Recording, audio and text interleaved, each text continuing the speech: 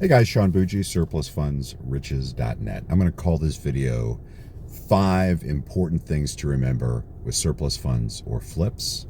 4 of these are what I would call Troyisms. They're things that I learned from a man named Troy that was a mentor for me for many years when I first started doing alternative real estate, primarily flips, and we stumbled into surplus funds in the early 2000s because of a deal that we had pending that kind of went south, and then we were able to get surplus funds from it. That's how we got started in the business. But here's 5 things to remember. First of all, don't get mad at your money. Okay, it's really easy in this business to become a people hater. The general public is rough to begin with. People that lost their homes can be even rougher.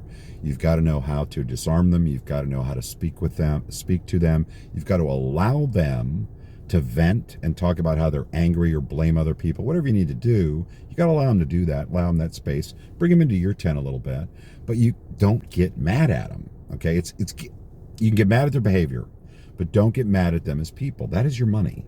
This is your business, is working with these people. This is what you do. So do not get mad at your money. That's number 1. Don't get mad at your money. Number 2, I'm looking at my notes. You make your money on the buy. Now that was used when considering going after flips. You determine what you are going to make in a flip by how much you pay for it. Same thing with surplus funds, but you could reword that and say you make your money at contract. And that means you are going to determine what you take home from this deal when you go to contract, when you negotiate and come to terms on the contract.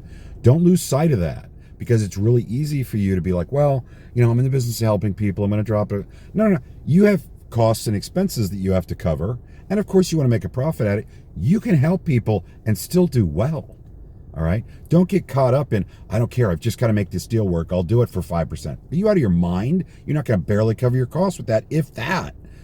You make your money on the buy. That's for the flips. For surplus funds, you make your money at contract. Remember that when you're talking to them, and don't be afraid to walk away if it's a deal that you can't take or is not going to pay the bills. Don't be afraid. Gently, nicely, okay? Don't be like, yeah, well, forget it then. No. Hey, I really appreciate your time. We're obviously not going to come to terms here today. I've stated why, what I do that's different. I always use attorneys. We use structured buyout, whatever. I understand you don't see the value in that. If you change your mind, please give me a call. I really enjoyed speaking with you today.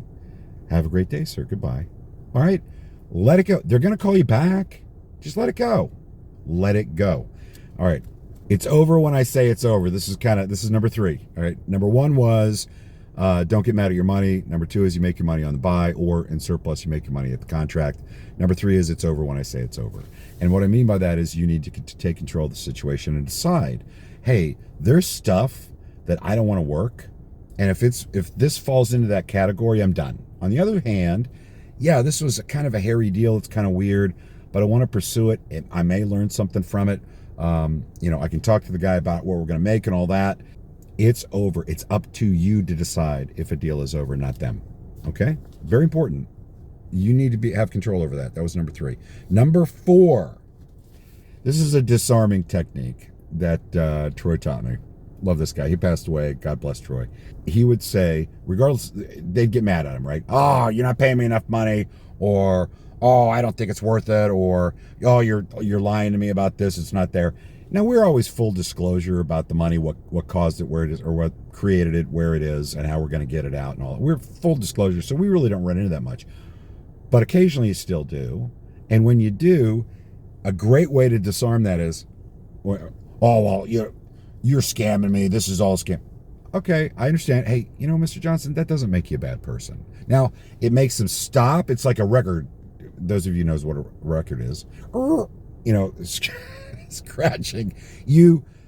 It makes them stop, and if you laugh when you say it, a lot of times they'll laugh along with you. It's a great way to disarm them and get on with the conversation already, right? So that doesn't make you a bad person. John or Barbara, whatever, it'll kind of laugh, and you'll be amazed how well that works. It's a great technique.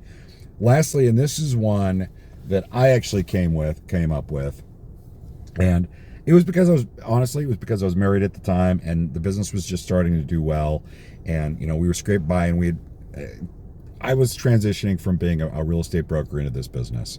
So there was a lag time there where it was just starting to build and become what it is now, a multi-million-dollar business. But I remember arguing with my wife because at the time, we've since got divorced. God bless her too. I mean, but I remember arguing because whenever I'd put a big deal together, I would get something that I wanted. Not a huge thing. I mean, I was raising a family. It wasn't a huge thing. It might be, some shoes that I normally wouldn't buy myself. Something. I get to pick the trophy. You need to reward yourself on deals. Now, that's not to say, look, if you're in debt, you haven't, you got all this money coming and it hasn't come in yet. Wait until you're in the black. You're actually, that means profitable.